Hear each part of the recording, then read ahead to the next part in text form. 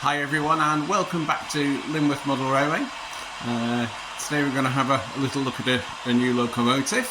I'm putting the sound chip in. There's a little clue there. This is the one we're going to unpack.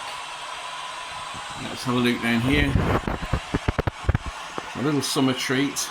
We have the Class 25 from Bachmann. D5179. Let's have a look. Ooh, BR green, small yellow panels, D5179. There we go. Now this one's DCC ready, not sound fitted, although it does have a speaker, I believe, already built in. And here we have a sound chip. So let's retire to the shed and let's get this chip into the locomotive and we'll get it running, see how it looks. So here we are in the shed. I've got all our essential bits and pieces. Here's the Loco out, looking very nice. A little bit of track there. So I've got the essential tools. I've got my little cradle, little soft cradle, a couple of screwdrivers and my pliers, my tweezers, all essential cup of coffee, and I know it's not a bloke thing today, but instructions. So going on here, it tells us exactly where we need to undo the screws from the bottom there, so we can remove the body. And then here you can see where we need to remove the blanking plate and insert our microchip in there, our sound chip. Okay, so we have the sound chip. So look in here. There we go, courtesy of House Models. So what have we got? There we go. Class 25 Sound Decoder plus Plux22. There we go. Not cheap. But I did get the locomotive at half price. So thank you to Tonys Trains of Rugby, who is always a brilliant guy to deal with. If you're ever around the Rugby way, or if you're looking online, look up Tonys Trains at Rugby. Well worth a look. Right, so what we're going to do now is we're going to get the bottom off here. Let's just have a look at this chip. Oh, it's tiny, isn't it? Suppose it'd have to be to go in there. Let's get him out. And there we go, one chippy chip. Tiny little thing. Okay, so I'm going to have to be very careful with that, with my big clumsy fingers. Right, so what I'm going to do now is I'm just going to pop it into the cradle. Let's get it in there, let's turn it over very carefully and just drop it gently into there so we don't damage anything. There we go. Fantastic. Right, so let's have a little look. Where's the instructions? Give me 5 minutes and I'll get the back off this. Well, that was very fiddly, but the screws are out, very tiny. So this is the cab end screw, and these are the two chassis screws from the front end of the Loco. And on this side we have the cab screw and then the two chassis screws. So they've come out. Thank goodness for magnetic screwdrivers, because they are, particularly the chassis screws, are in a very peculiar position. So this should now just lift off. Now we've got to be careful because there's a speaker already wired in, so I don't want to damage any wiring. Come this way. There we go. So as we can see, there's the blanking plate. So theoretically all we need to do is to pull that out and plug the new one back in there, and it should work. Give me a minute. Now I deliberately stopped filming there because I wasn't sure I was going to be able to do it, but it's literally taken me 30 seconds. It literally just popped straight out and the new one popped straight back in. So let's whiz this, before I screw it all back up, let's just whiz it over to the layout and get it on the track and see whether it works, which fingers crossed it should do. I'll be back in a second. Right, so here we are back on the layout. I've turned all the sound off on the train so that we can definitely hear this one. As you can see, I've only just rested the body on the top. Anybody who has been following me will know that this section of track here from the red light to the end here is the programming track. But I've got it on as just track at the moment, so it should just work fine. So let's get the number up. It's a brand new chip, so it should be on 003 or 0003. Oops. Try again. So 3, recall. Oh, straight away we have sound.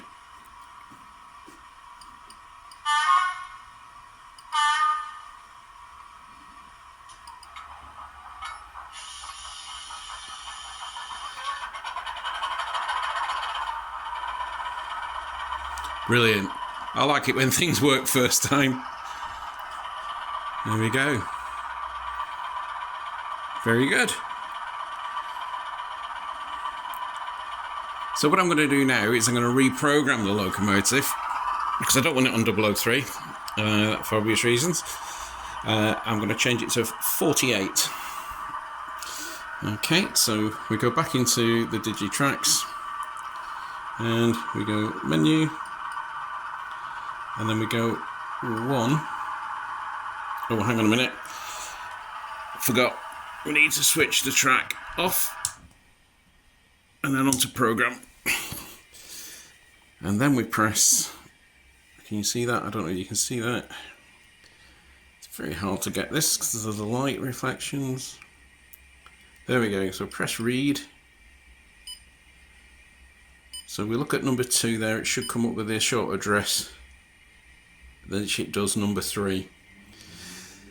So what we do now is click right. Oh, sorry. No, we don't. We click data.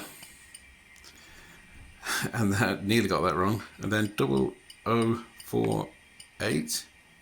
And then we click right. So you can see now I've changed the number to 48 up there.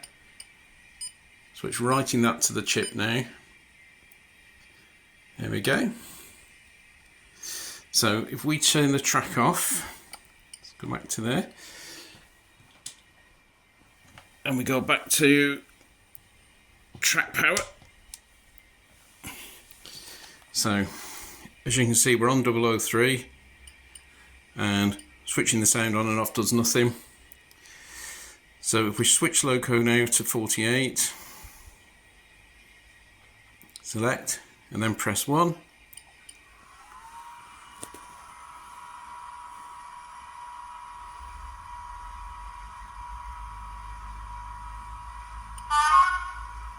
There we go, so you can hear it's on startup.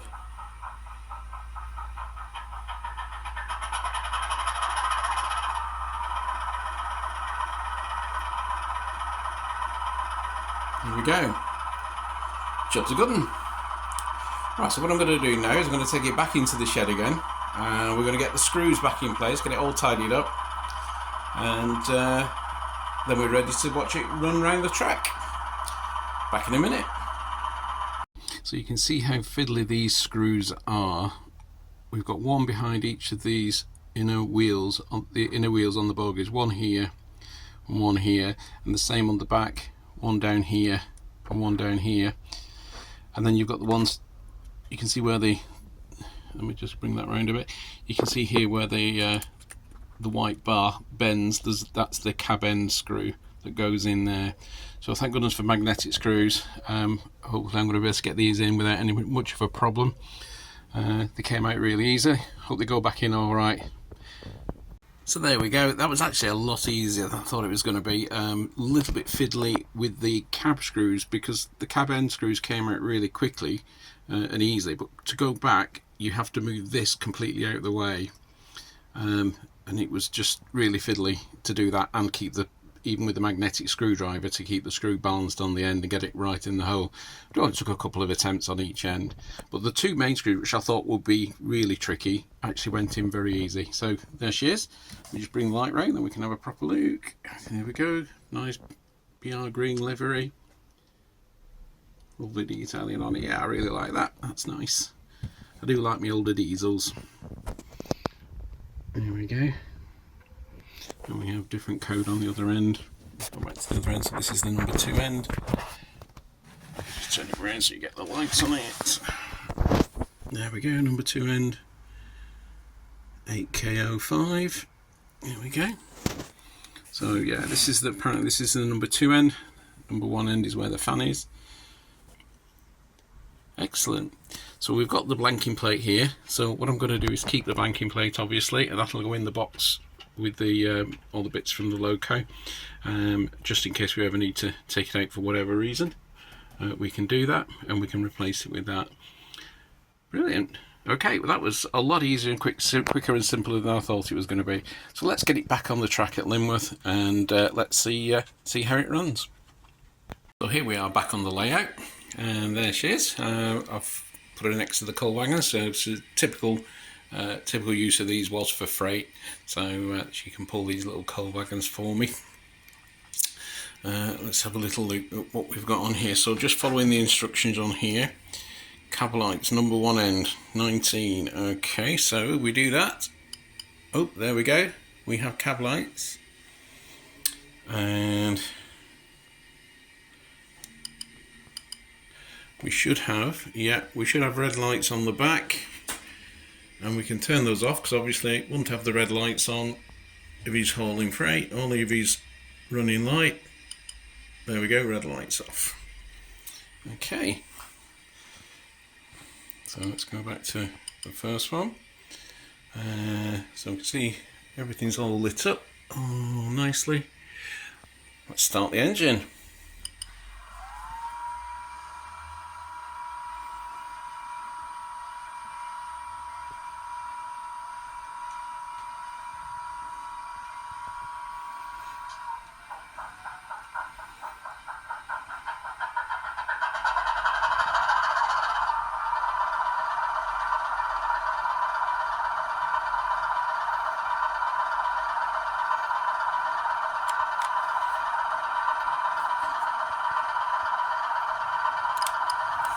I'm just going to reverse slightly just to connect.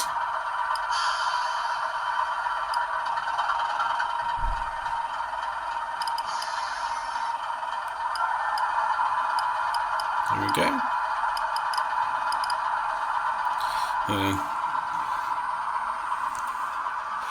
Need to sort the points out here, and then we'll have a watch of her pulling away.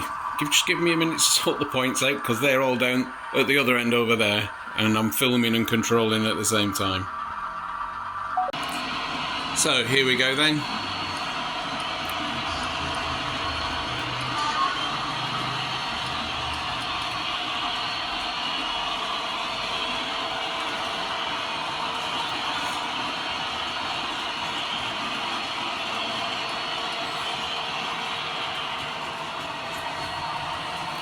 Got the green from the ground signal there. Come straight across.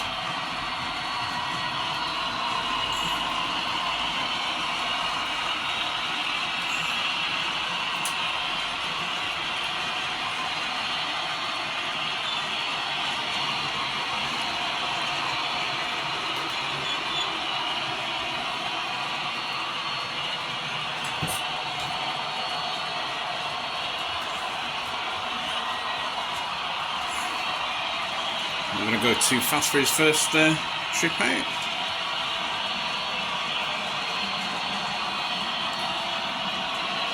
See the class 69 coming through there.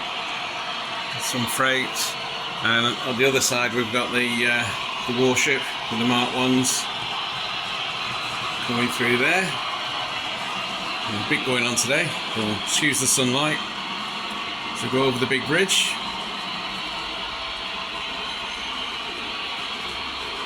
I always get nervous when I'm videoing this because as everybody's watching you think, oh, that's really impressive, and then something goes wrong and something falls off. Well, we seem to be going smoothly today. Well done, everybody.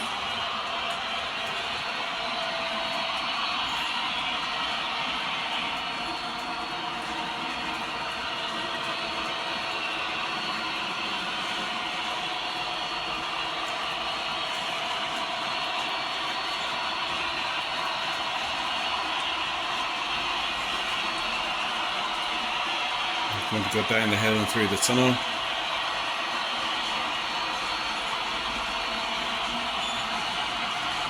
As the 69 comes back through Millhampton Station.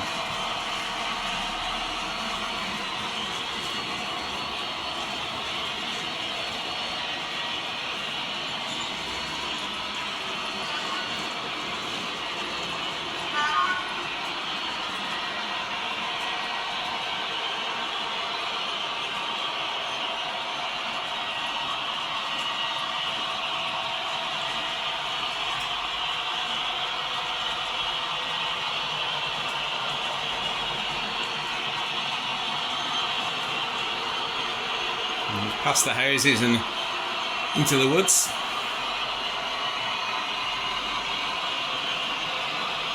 I'll have to stop him at the tunnel because with filming I've not controlled any of the points, so we're going to end up with an accident if I'm not careful as the warship comes through.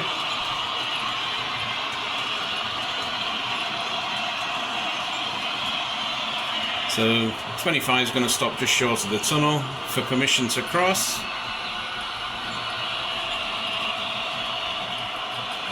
So he's going to sit there and wait now until permission to cross.